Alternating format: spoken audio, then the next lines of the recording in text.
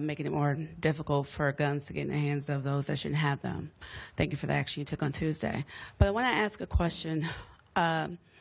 How can we stop the trafficking of guns from states with looser gun laws into states with tougher gun laws? Because I believe that's the case, often in Chicago, and possibly the source of the gun that shot and murdered my daughter.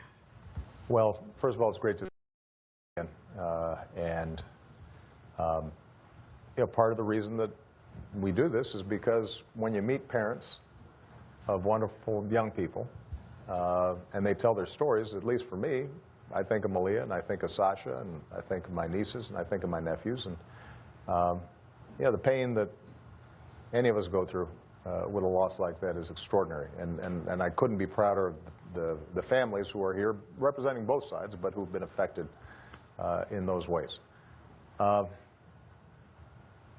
If we are able to set up a strong background check system, and my proposal, by the way, includes having the FBI hire a couple hundred more people to help process background checks, because they're big numbers. You're talking about 20 million checks that are getting done every year. Hiring 200,000 or 200 more ATF agents to be able to go after unscrupulous gun dealers. Then that will apply across the country. And so, some states may have laws that allow for conceal and carry, some states may not. There's still going to be differences. But what will at least be consistent across the country is that it's a little bit harder to get a gun. Now, we can't guarantee that criminals are not going to have ways of getting guns. But, for example, it may be a little more difficult and a little more expensive. And the laws of supply and demand mean that if something's harder to get and it's a little more expensive to get, then fewer people get them.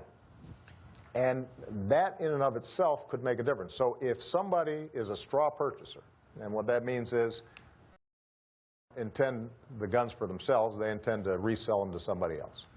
They go to a gun show in Indiana, where right now they don't have to do a background check.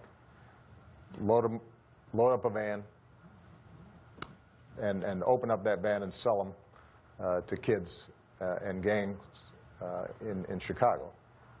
If now that person has to go through a background check, they've got to register. ATF has the capacity then to find out if and when a gun is used in a crime in Chicago, where'd that gun come from? And now you know, all right, here's somebody who seems to be willing to sell a gun to a 15-year-old who had a known record.